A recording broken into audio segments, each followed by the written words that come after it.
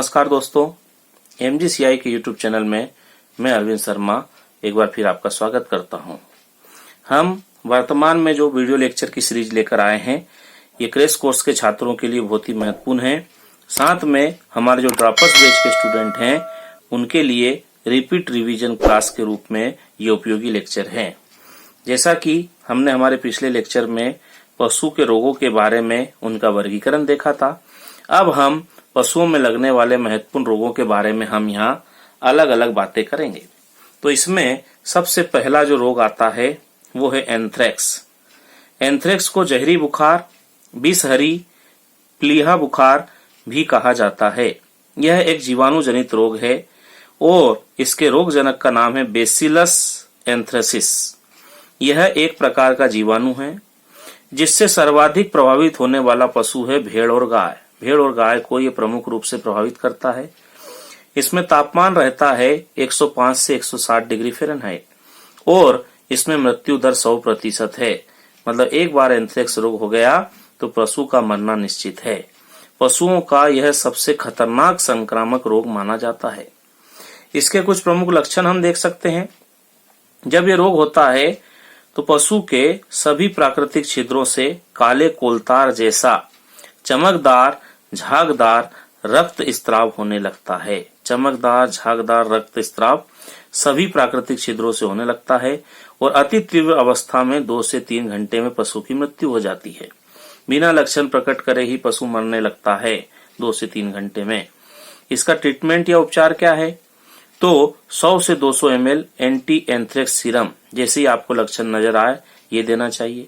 इसके अलावा 20 से 30 लाख यूनिट पेनिसिलिन का IM इंट्रामस्कुलर इंजेक्शन दिया जा सकता है। अति तीव्र अवस्था हो तो डोज को बढ़ाकर हम 30 से 60 लाख यूनिट का इंजेक्शन दे सकते हैं। एंथ्रेक्स में हमें ध्यान रखना है कि मृत पशु के शव का कभी भी पोस्टमार्टम नहीं करना चाहिए। हमने अभी देखा था कि इसमें शव को हमेशा जलाना चाहिए। एंथ्रेक्स का प्रसारण वायु द्वारा होता है। ये हमने एक खतरनाक बीमारी देखी। दूसरा इसके अंदर रोग है गलघोटू। पास्चुरेलोसिस इसे कहा जाता है या हेमोरेजिक सेप्टिसीमिया भी इसे कहते हैं। यह भी जीवाणु जनित रोग है और गाय में इसका जो जीवाणु है वो है पास्चुरेला बोविसेप्टिका, जबकि भैंस में इसका जीवाणु है पास्चुरेला बुवेलिसेप्टिका। ये जीवाणु जो है गाय और भैंस में इस रोग को उत्पन्न करते हैं। इससे सर्वाधिक प्रभावित होने वाला पशु है यंग बफेलो। युवा जो भैंस है उसमें यह मुख्य रूप से नुकसान पहुंचाता है। Highly infection in rainy season, बरसात के समय में बहुत ही महत्वपूर्ण ये बीमारी है, बहुत ज्यादा फैलती है। इसका प्रमुख लक्षण क्या है? तो इसका प्रमुख लक्षण है swelling in tongue and throat. जीभ और गले में सूजन आ जाती है। अति तीव्र अवस्था में 6 से 8 घंटे में पशु की मृत्यु हो जाती है। तीव्र अवस्था में हमें 12 से 36 घंटे तक इसके लक्षण नजर आते हैं। ट्रीटमेंट क्या है? तो 100 से 150 ml एंटी गलघोटू सीरम हमारे को इसका IV इंजेक्शन देना चाहिए। तो ये दूसरा हमने महत्वपूर्ण जीवाणु जनित रोग देखा। तीसरा है लंगड़ी रोग। ब्लैक क्वार्टर इसे कहा जाता है। इसे जहरबाद हड़ सूजन भी कहा जाता है। यह भी जीवाणु जनित रोग है और इसका जीवाणु है क्लोस्ट्रीडियम शेवियाई। गाय और भैंस में इस जीवाणु के द्वारा यह रोग होता है। इसका प्रसारण होता है दूषित भोजन के द्वारा और हाईली इन्फेक्शन इसका हमारे को देखने को कब मिलता है? तो ये 6 माह से 2 साल की उम्र तक इसका प्रभाव, इसका इन्फेक्शन सबसे ज्यादा होता नजर आता है। इसका प्रमुख लक्षण क्या है? तो प्रमुख लक्षण हम देखते हैं कि पशु के सभी मांसल भागों में सूजन आना, सूजन वाले भाग में गैस भर जाती है और इसको जब चीरा लगाया जाता है तो इसमें से झागदार बदबूदार स्त्राव निकलता है। अगर हम इस सूजन वाले भाग को दबाते हैं तो वहां से चुर चुर की आवाज आती है। इस बीमारी में मृत्यु दर होती है 95 से 100%। ट्रीटमेंट क्या है? तो 20 से 40 लाख यूनिट पेनिसिलिन का इंजेक्शन हम इसमें दे सकते हैं। इस प्रकार लंगड़ी रोग से बचा जा सकता है। अगला जो रोग है वो है थनैला रोग, मेस्टिटिस। इसे मेस्टाइरिस, स्तन शोथ, अयन का शीत रोग, मेमिरिस भी कहते हैं। इसका जो जीवाणु है उसका नाम है स्ट्रेप्टोकोकस एगालेक्टिस। यह केवल मादा पशुओं में होने वाला रोग है क्योंकि यह मेमरी ग्रंथि को प्रभावित करता है। इसका रोग वाहक ग्वाले मिल्किंग मशीन, ग्वाला जो एक स्वस्थ पशु को जाकर बीमार पशु के संपर्क में आने के बाद स्वस्थ पशु के पास जाएगा, मिल्किंग मशीन भी बीमार से स्वस्थ पशु के पास जाएगी तो ये रोग फैल सकता है। इसका प्रसारण गंदे बाड़े के अंतर्गत होता है। रोग लगने का ढंग अगर देखें तो टीट केनाल जो होती है या स्ट्रीट केनाल जो है उसके द्वारा ये रोग फैलता है। इसका प्रमुख लक्षण क्या है तो हम देखते हैं कि दूध के अंदर एपिथेलियम कोशिकाएं या जो छिचड़े होते हैं वो आने लगते हैं, दूध के साथ आना शुरू हो जाते हैं, अयन में सूजन आ जाती है और दूध का पीएच सामान्य से बढ़कर 7.4 हो जाता है। दूध में लैक्टोज की कमी हो जाती है और उसका स्वाद खारा हो जाता है। खारा स्वाद, दूध में एपिथेलियम कोशिकाओं का समूह नजर आना, ये इसका प्रमुख लक्षण है। इसका ट्रीटमेंट है अयन पर आयोडीन का लेप करना। एक तो हम आयोडीन का लेप करेंगे, दूसरा थन साइफन यंत्र के द्वारा रोगग्रस्त दूध को हम अयन से निकाल लेते हैं और फिर 0.1% एक्रीफ्लेविन घोल की 60 से 70 ml मात्रा का इंजेक्शन उस थन में देते हैं। तो इस प्रकार थनैला रोग से पशु को बचाया जा सकता है। अगली बीमारी है सफेद दस्त, व्हाइट स्कोर जिसे हम कहते हैं। यह भी जीवाणु जनित रोग है और इसके रोग जनक का नाम है बैक्टीरियम कोलाई। सर्वाधिक प्रकोप इसका बछड़ों में होता है। शुरुआती 3 सप्ताह में यह बछड़ों का सबसे खतरनाक संक्रामक रोग माना जाता है। 3 सप्ताह तक इसका प्रकोप ज्यादा होता है। बछड़ों में इसका प्रकोप देखने को मिलता है। इसके प्रमुख लक्षण क्या है तो सफेद पीले रंग के बदबूदार जो दस्त हैं वो आना और इस प्रकार 24 से 48 घंटे में मृत्यु हो जाना।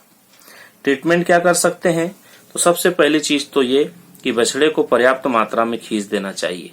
खींच देने से उसके शरीर में प्रतिरोधक क्षमता बढ़ती है और यह रोग नहीं लगता है। इसके अलावा एंटी दस्त सीरम के 10 से 20 ml का इंजेक्शन भी हम बछड़े को दे सकते हैं। इसके बाद हम आगे बात करते हैं तो अगला जो रोग है वो है नाभि या संधि रोग। इसे हम नेवल इल या ज्वाइंट इल भी कहते हैं। यह भी जीवाणु जनित रोग है। स्टेफाइलोकोकस स्पीसीज जो है उसके द्वारा ये रोग लगता है। रोग लगने का ढंग क्या है तो रोग लगने का ढंग ये है कि जब पशु का बछड़े का जन्म होता है तो उसकी नाभि को सांप, कैंची या चाकू से नहीं काटा जाता है या फिर टिंचर, आयोडीन या स्पीड जब उस पर नहीं लगाते हैं तो वहां से ये जीवाणु उसके अंदर फैल सकता है। इसका प्रमुख लक्षण क्या है तो नाभि वाले भाग का रक्त वर्ण होना, लाल होकर सूज जाता है और सूजन वाले भाग में फोड़ा हो जाता है। इसी के साथ साथ ये पशु के जोड़ों को, शरीर में जो जोड़ हैं उनको भी प्रभावित करता है, इसीलिए इसे संधि रोग भी कहा जाता है। ट्रीटमेंट में क्या है तो हमारे को जो फोड़े हो गए हैं उनको पकाकर चीरा लगाना चाहिए और चीरे को साफ करके उसमें एक्रीफ्लेविन व सिवालेज का पाउडर भर देना चाहिए। इस प्रकार नाभि या संधि रोग से हम बछड़े को जो है स्वस्थ कर सकते हैं। अगला जो रोग है वो है पोंका पोंकनी, जिसे हम रिंडर पेस्ट कहते हैं। इसे पशु प्लेग, पशु माता रोग, पकवा रोग भी कहा जाता है। यह एक विषाणु जनित रोग है। पैरामेक्सो वायरस या निकोली वायरस के द्वारा ही होता है। Highly infection in hilly areas and dry zone, पहाड़ी इलाकों में और सूखे जो इलाके होते हैं वहां पर इसका प्रकोप ज्यादा रहता है। इसमें मृत्यु दर होती है 80 से 100% तक। प्रमुख लक्षण क्या है तो इसकी अलग अलग स्टेज है। पहली स्टेज में हम देखते हैं ये तुरंत जो है तीव्र अवस्था है, अति तीव्र अवस्था बोल सकते हैं।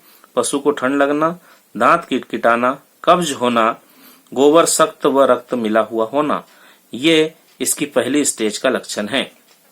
दूसरी स्टेज में हम देखते हैं कि पशु की जो थूथन है वो सूख जाती है और उसमें दरारें आ जाती है। मुंह के अंदर इसकी श्लेष्मिक जो झिल्ली है वो लाल हो जाती है और उस पर छाले पड़ जाते हैं। ये दूसरी अवस्था के लक्षण हैं। थर्ड स्टेज में 3 से 4 दिन बाद पिचकारी नुमा दस्त आते हैं।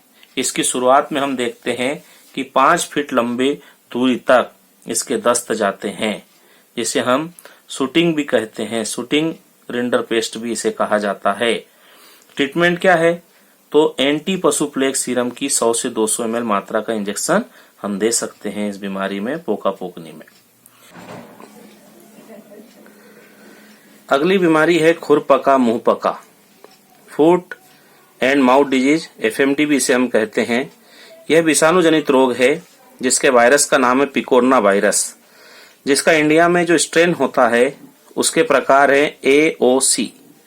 इससे सबसे ज्यादा प्रभावित जो पशु हैं वो सभी समखुरी पशु होते हैं और इसका सर्वाधिक प्रकोप वर्षा ऋतु में देखने को मिलता है। इसका प्रमुख लक्षण क्या है? तो मुंह से चिपचिपी धागे नुमा लार निकलना व चपचपाहट की आवाज करना, खुरों के बीच में, मुंह में, गाल में, जीभ पर छाले हो जाते हैं और क्योंकि पैरों में खुरों के बीच छाले होते हैं इसलिए पशु बार बार पैर झटकता है व लंगड़ाकर चलता है। ये इसका प्रमुख लक्षण है। ट्रीटमेंट में क्या है? तो मुंह के छालों को पोटास, फिटकरी, बोरिक अम्ल या कार्बोलिक एसिड से धोना चाहिए।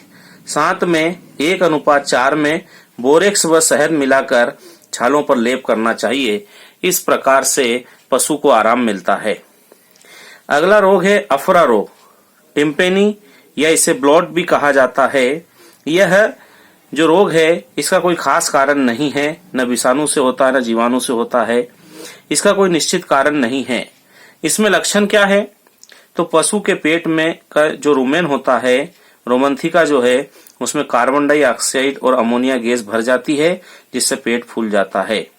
सबसे ज्यादा इसकी बाईं कोख हमें फूली हुई नजर आती है, जिसे थपथपाने पर ढोल जैसी ढम-ढम की आवाज आती है।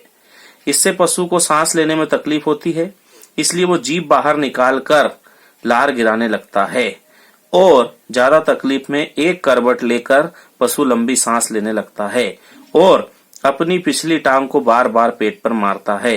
यह अफरा का प्रमुख लक्षण है। ट्रीटमेंट में क्या है?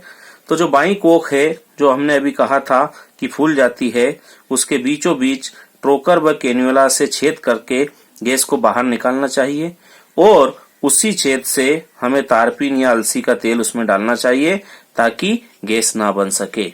इसके अलावा एल्विनॉक्स द्रव की 8 से 10 ml मात्रा को 100 ml पानी में घोलकर पशु को पिलाना चाहिए, जिससे पशु को आराम मिलता है। तो ये हमने पशुओं को होने वाले विभिन्न प्रकार के रोगों के बारे में बातें की। मुझे उम्मीद है कि आपको ये लेक्चर अच्छा लगा होगा। अगर आपको लेक्चर अच्छा लगा हो तो आप इसे लाइक कर दें और आगे भी ऐसे लेक्चर मैं आप तक पहुंचा सकूं, इसलिए आप हमारे